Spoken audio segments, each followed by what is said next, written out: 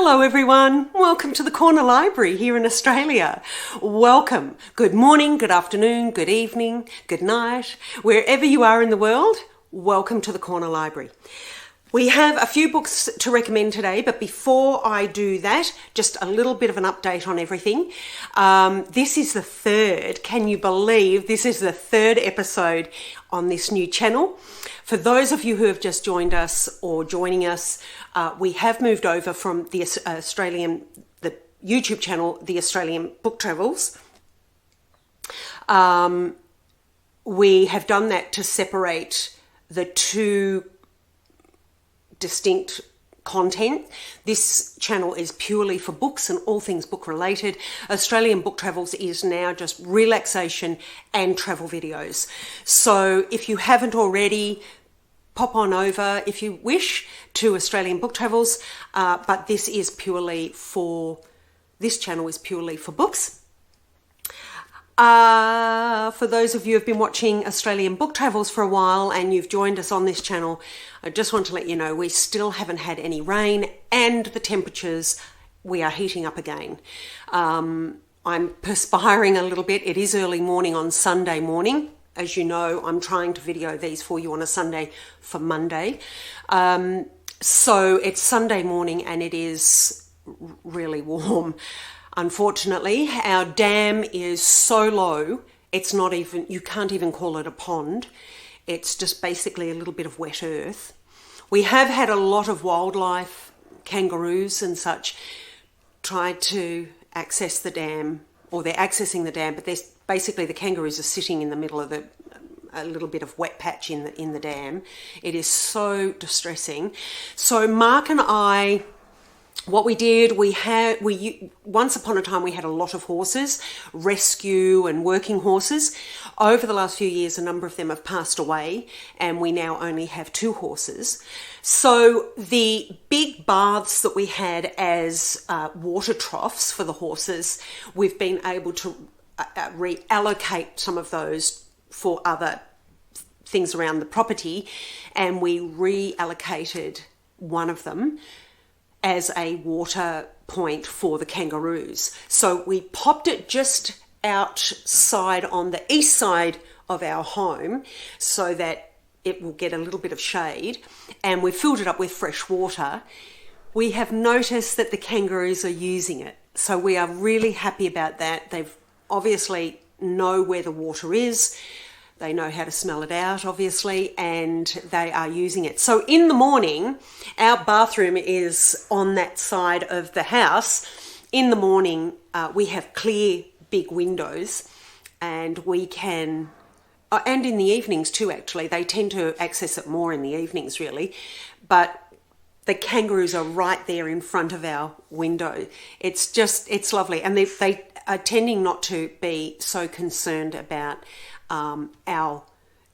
us being around, so they don't frighten off, or they don't scare us easily. So it's lovely. We can watch them. It's sad that that they're really wanting water.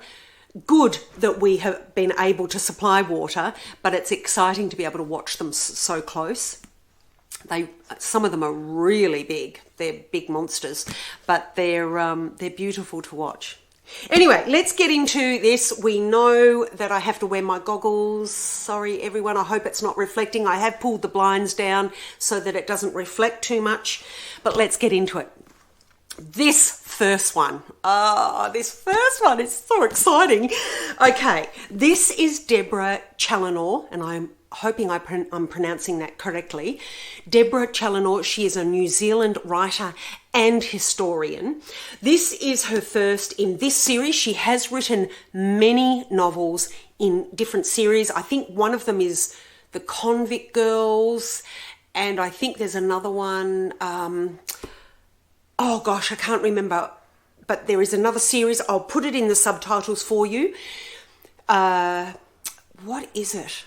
Oh, that's so annoying because I've got it on the tip of my tongue. Anyway, she has written a number of books in different series, but this is a new series and it is brilliant, absolutely brilliant.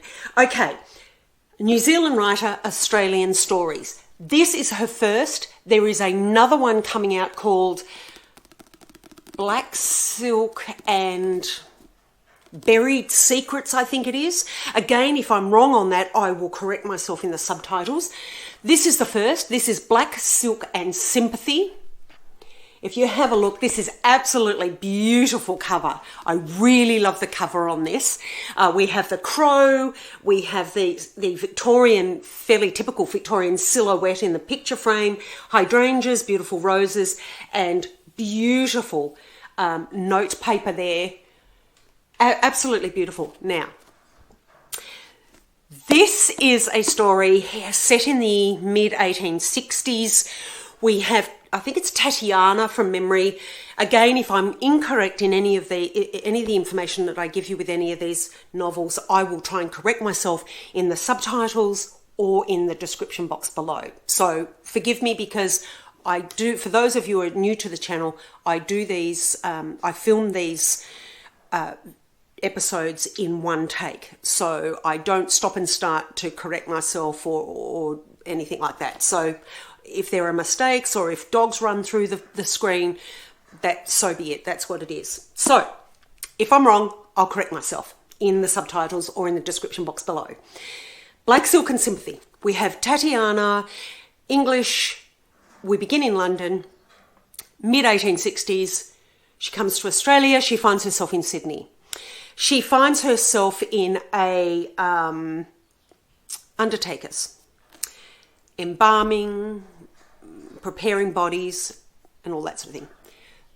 The basic story, you know I don't like telling you the whole story, but the basic story is she marries an undertaker, he dies, Tatiana takes over the business, it's very successful, she's doing very well, and she is then accused by another not very nice person, but she's accused of killing her husband. And the story is then set for Tatiana to really prove herself innocent. This is beautifully written. Deborah is an historian, so you are getting the scene as it would have been. It's absolutely brilliant and so original to have a mystery set at an undertaker's. I think it's absolutely brilliant, beautifully written, Australian, set in Australia, but a New Zealand author. I recommend this. Now this is, this is HarperCollins. This I bought from Abby's bookshop in Sydney. I bought it online. It is approximately 375 pages and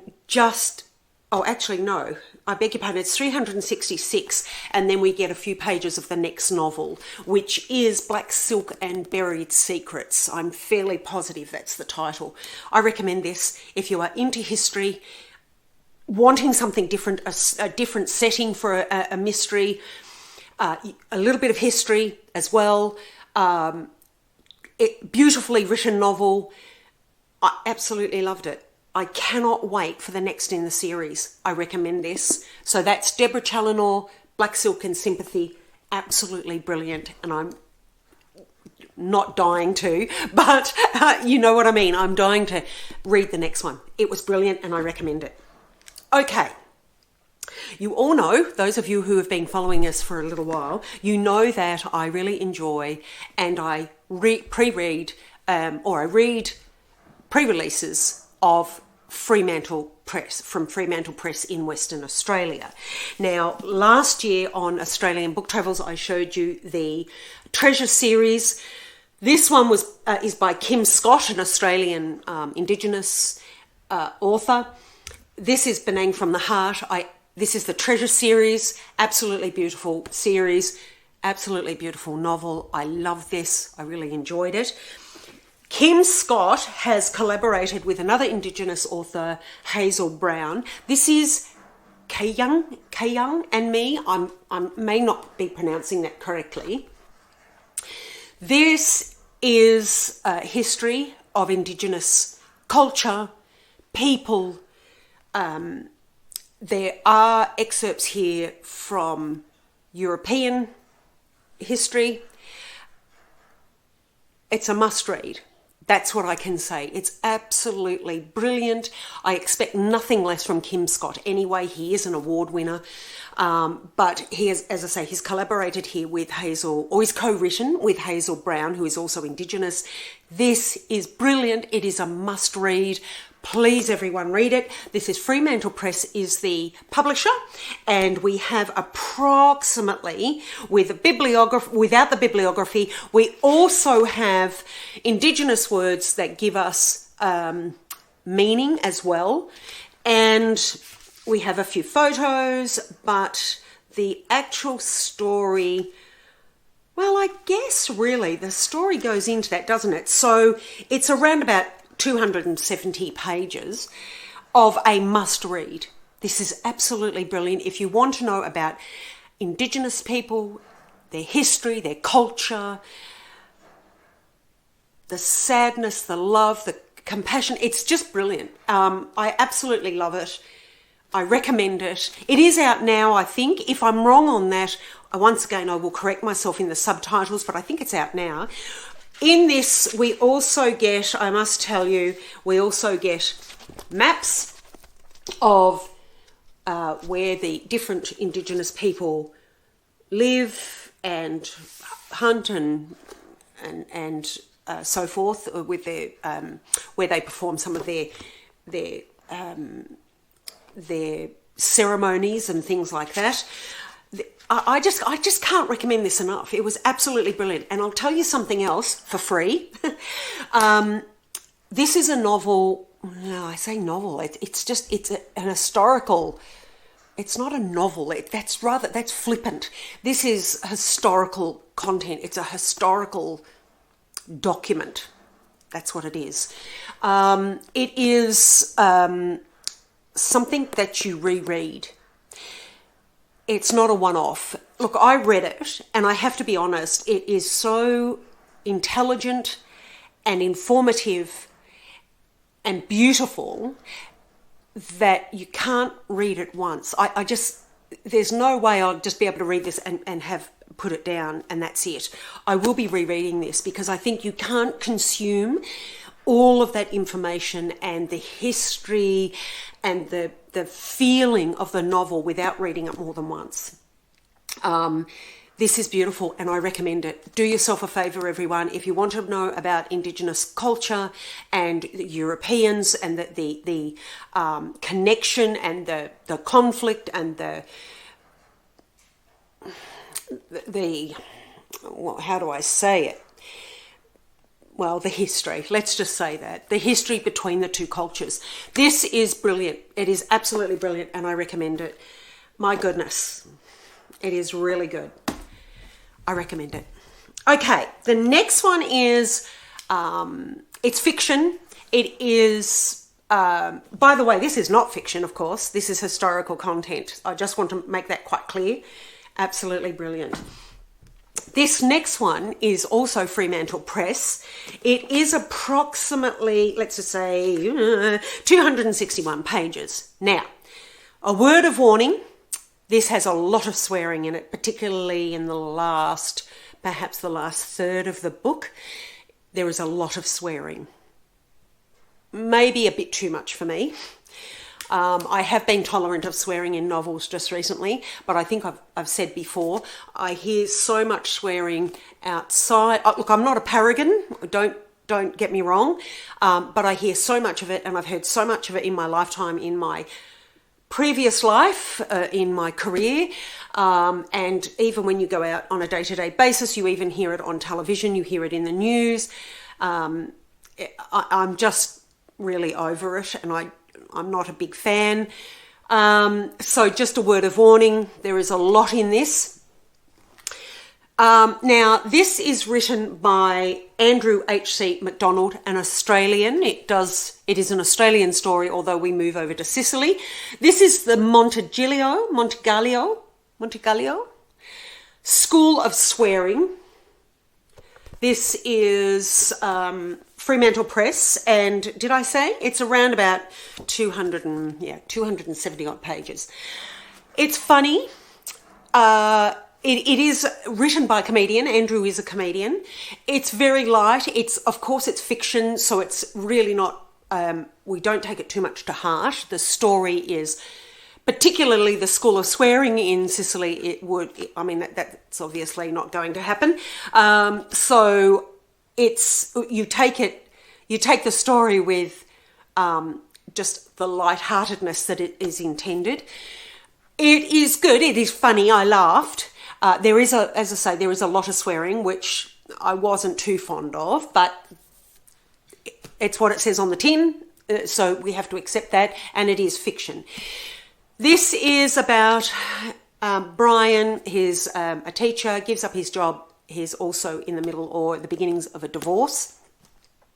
In a drunken stupor, he buys a place in, I think, Sicily, from memory, yes, Sicily, and for €1 on the internet.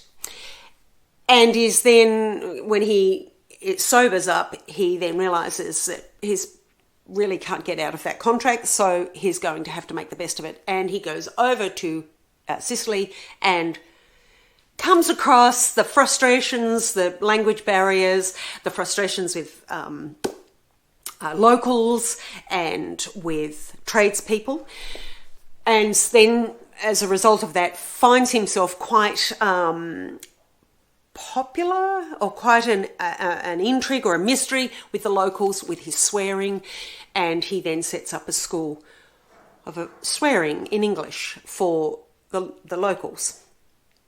As I say, it's funny, take it lightheartedly, but there is a lot of swearing and a few choice words, so do be mindful of that. But it is fun. It is out now. You can purchase it now. It's due out in April. I do have the publishing notes here, just in case I forgot, but I'm sure it's out now. Yes, April 2025. And Andrew does live in Western Australia. So yeah, look, I recommend it. If it's for a bit of fun, if you're not a big fan of swearing, but you overlook it, I think, it is funny. And it made me laugh. And it would probably be just a good holiday read or a weekend read.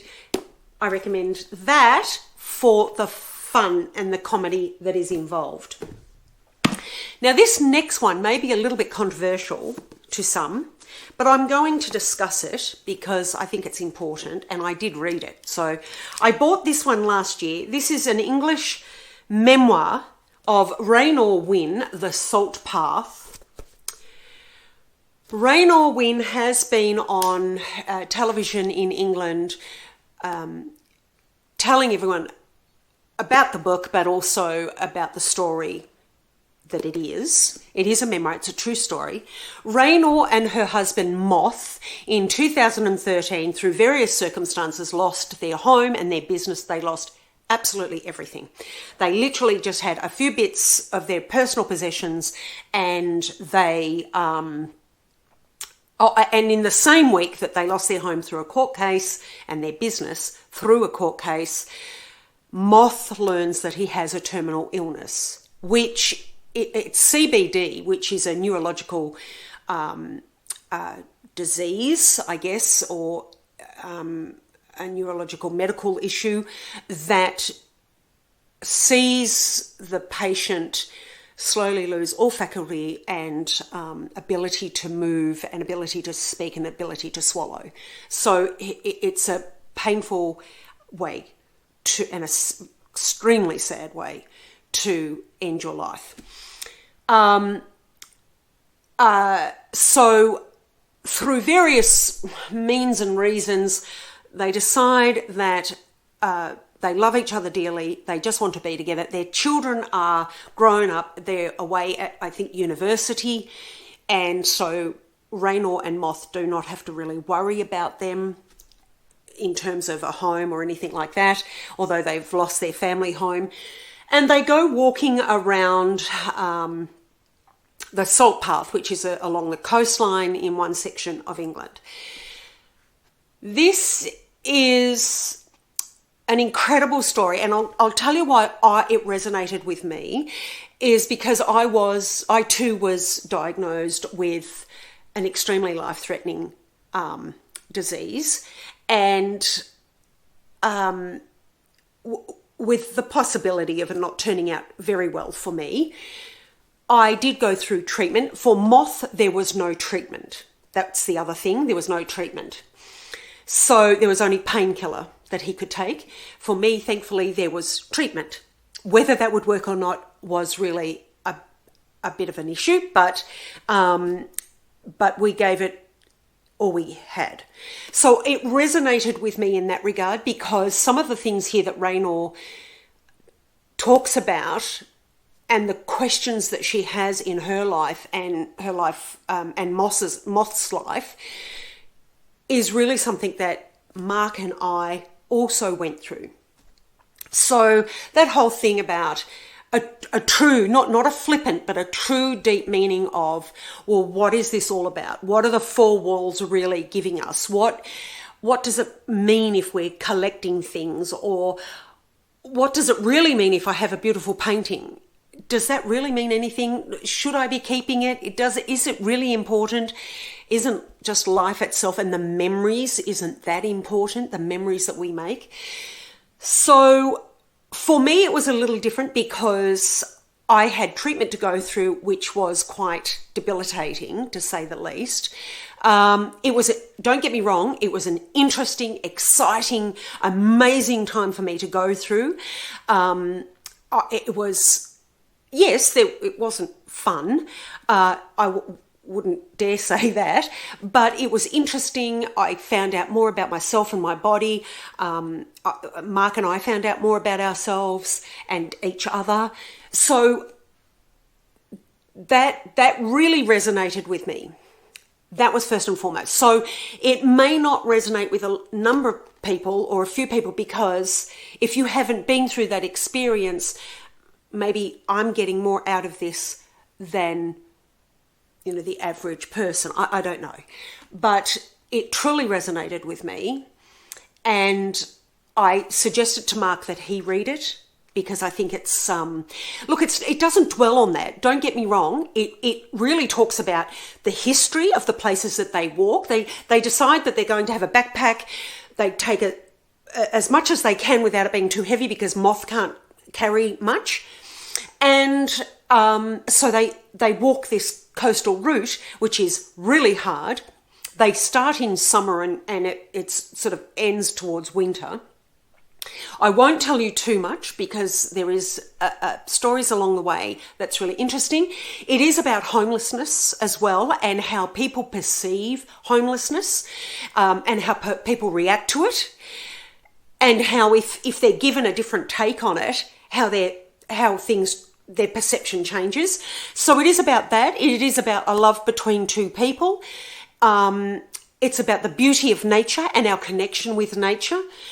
There were some things in this where I thought, oh, good grief, that is really, why didn't you think about that before you journeyed on, or before you did that? And it could actually put a few people off. But I ask you not to be put off by that, because if you stop and think that these two had lost their home in 1 week, they had lost their home, their business, and Moth had been diagnosed with a terminal illness. So when you look at that, even my diagnosis, it at the time it put you in a spin. For me, I'm a bit clearer-headed when it comes to things like that. It put me in a spin for, say, 12 hours. And then I started thinking clearly that, right, I had to do A, B, and C. I had to get those things in order. We have to think carefully. I had to think for Mark. If something happened to me, then I had to think for Mark. This was the other way round. Raynor is the healthy. She was thinking for herself and for Moth, because it's very easy when you're unwell to spiral into yourself and to spiral into perhaps I have seen it with other people where there's blame and there's shame and there's why me, and so if you are that way inclined, it's always good to have someone on the outside making decisions for you. As I say, that didn't happen with me, but I can absolutely understand that that does happen. So I ask you to be patient with this, because there is a lot more in this. Yes, mistakes were made. Yes, there were stupid things. Yes, there were some things that I really found quite not socially acceptable, but you have to remember that they're in a spiral, that there is, they've lost everything. They are homeless. For the first time in their life, they had built up this beautiful home, their life around it. They were in bliss. They lost their animals, they lost their home, their business. I mean, I just cannot fathom when I was unwell to then lose everything else. I was lucky. I had my home, I had my partner, and in actual fact, I'll be honest with you, I did at the time say to Mark, now is the time if you want to leave. I don't want to put you through this. If you want to leave, leave. And I was lucky enough that he said, no, absolutely not. That's not on the agenda. That's not what this is about. And that's also what resonated with me here, that you're there till the end when you dedicate yourself to someone or something. I won't say that I loved this. I don't think this is a novel to be loved. It is a novel to understand. Or I say novel, it's a memoir to understand. To take yourself outside of what... I read this. I bought it last year from Abby's Bookshop and I read it just this last week. And it has truly, even now, made me think about, again, what is important and what would happen if we lost everything. What does that mean? And how do we now prepare ourselves for that in case that does happen? Because in the flick of a switch, it can happen. In my previous life, in my career, I did, on one occasion, something that stuck in my mind very clearly. I spoke to a gentleman who was homeless and he was very articulate.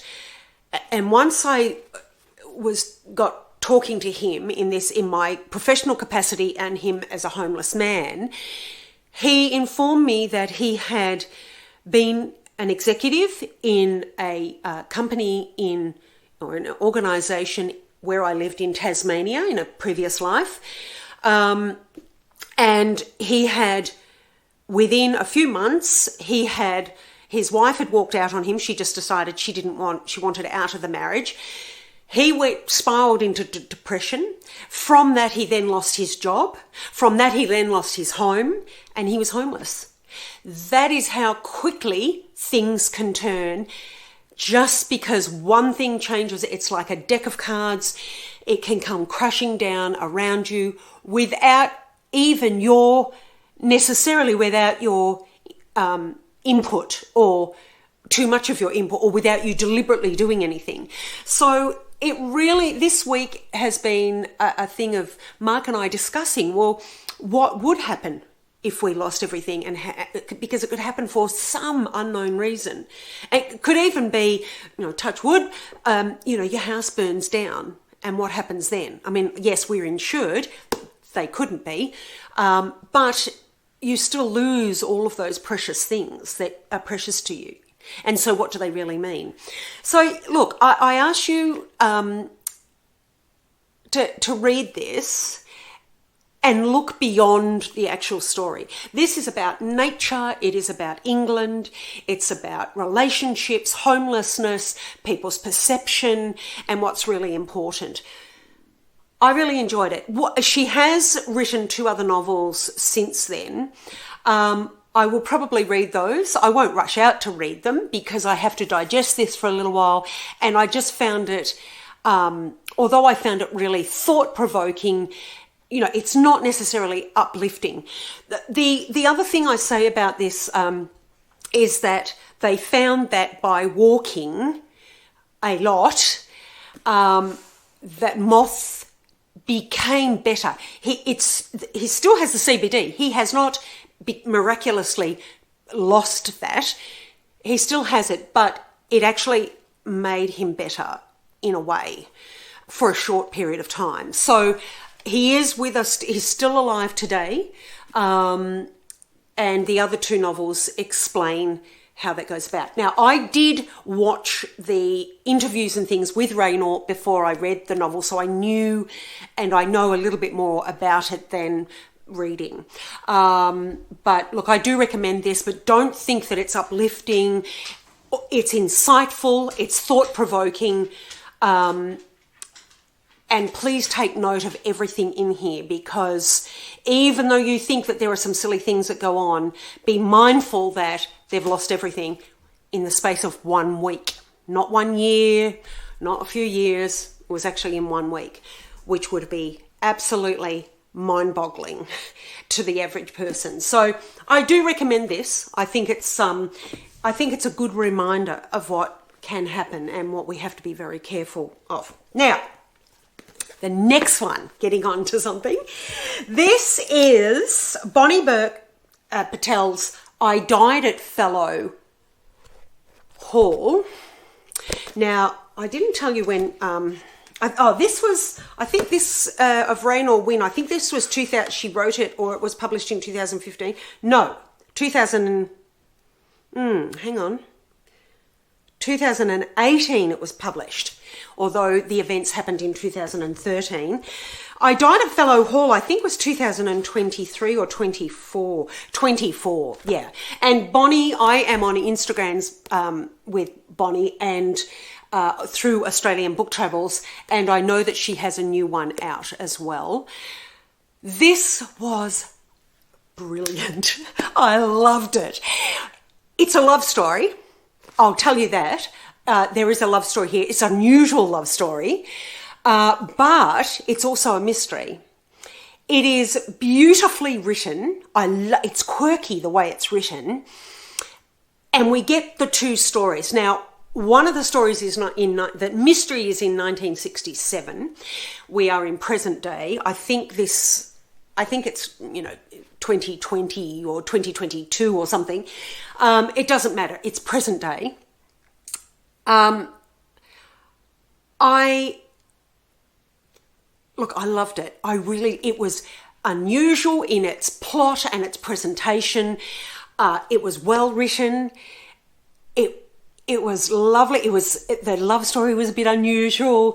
I really love the fact that our protagonist in present day, she loves books, she loves gardening, which is exactly what I love. She lives in a cottage that is associated with Fellow Hall. She lives at Fellow Cottage.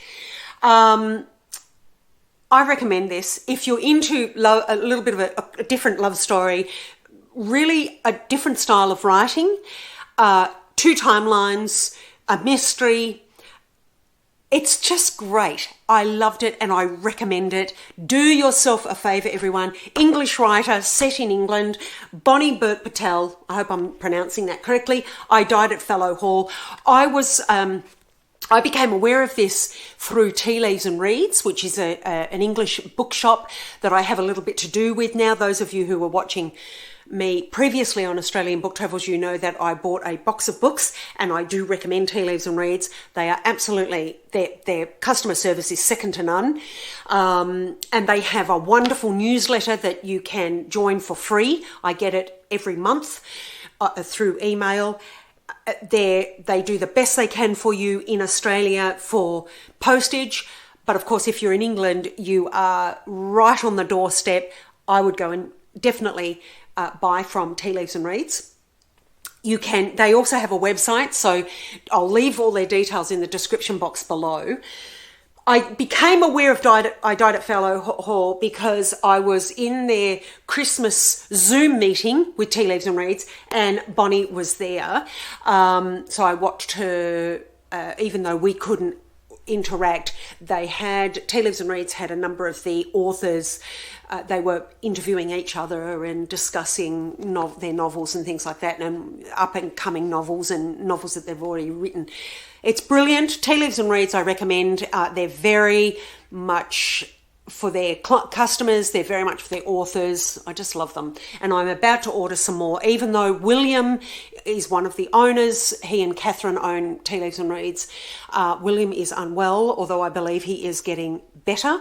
But I didn't want to stress Catherine by ordering. I did contact Catherine and ask her if I could order, and she was happy with that, but she said it would be perhaps a little bit stressful because, you know, they have to organise all the box and the weight and the postage and all of that. So I left it, but I may just buy a couple of books so that it's easier to post. And I won't really care about the postage because there are a couple of books. Tea Leaves and Reads have independent editions of books. So that means they're hardcovers, they usually have sprayed edges, and they're usually signed by the author. And I'm happy to pay for that because there are a couple of books that I really want. Anyway, I became aware of Bonnie and I Died at Fellow Hall through Tea Leaves and Reads. I bought this here in Australia. It's available in Australia now. She does have another one, which I will put in the description box or in the subtitles here. I recommend this. It's absolutely brilliant, and I cannot wait to read her next one. I loved it. Absolutely loved it. I recommend it. So that's that one. And the last one, just in preparation for Easter, even though we will have a bit of an Easter celebration next Monday. But this one is, of course, we cannot go anywhere without mentioning Beatrix Potter's A Mischievous Little Rabbit, Tales of Danger and Daring. This is hardcover. Of course, Peter Rabbit novels come in all sorts. The little editions, there's a separate editions of Peter Rabbit, but we have, in here, we have Jemima Puddle Duck, The Tale of Mr. Todd. We have beautiful Beatrix Potter illustrations, and I recommend it for adults and children alike. You know, I do recommend adults reading children's books and vice versa, depending on the content for children. But I have this in my library and I love it. I read it every now and then, just a little tale or two. It is in sections, so you have different sections for different tale. There you go, Jemima Puddle Duck there. But it is wonderful to get back on the Tale of Pickling Bland. It is wonderful to get back to our childhood and reignite our imagination and just our inner child. Why not? So do yourself a favour as an adult. If you want to buy it for your children or your grandchildren, that's all well and good. But I recommend also reading it as an adult. I love this. So that's that in preparation for Easter. I Died at Fellow Hall by Bonnie Burke Patel. Absolutely brilliant. I loved it. The Salt Path, Rain or Wind, thought-provoking, inspiring. I do recommend it, but it's not uplifting, but it is really, it's inspirational as well. It's insightful and it can be inspiring depending on where you are at. But I do recommend it. The Montigiallo, School of Swearing by Andrew H.C. MacDonald, Australian, begins in Australia, goes to Sicily. I recommend it, although there is a lot of swearing. The other thing I will mention too, Rain or Wind, a lot of swearing, but it's realistic. That's what she is. She's middle-aged. She's in her 50s. She was 50 when this started, but she does swear in that too. Kayang and Me by Kim Scott and Hazel Brown. Recommend. Cannot recommend it enough. It is brilliant. It is a novel for me that I will revisit. It is not a novel to read once. Definitely not. It is absolutely brilliant. And of course that's associated, I've recommended this one before, from Fremantle Press. This is Kim Scott's Benang from the Heart. I recommended that last year and I still recommend it. And my new series, Deborah Challenor, Black Silk and Sympathy, absolutely brilliant. Set in Australia, set in Sydney. I recommend it. A mystery and history. Brilliant. That's it for this week, everyone. A few that I hope will inspire or interest you in some way. It's an eclectic mix. And there's a reason why I do that, so that if you don't like all of them, that you at least find something there that may interest you. Okay, that's it. I will see you next week for our Easter video. So I'll see you Monday. Have a wonderful week, everyone. I'm going to Melbourne this week, so I'm hoping that I will have some little snippets of Melbourne for you on Monday in our Easter video. It may be a little bit longer next week. We'll see. Hopefully, for your sake, that it's not too boring, but I will do my best. I'm going to try and get some snippets of Melbourne and Easter things that are happening in Melbourne. That's next week. Okay, everyone, take care. Have a wonderful week. Look after yourselves, and I will see you when I see you. Bye. Bye for now.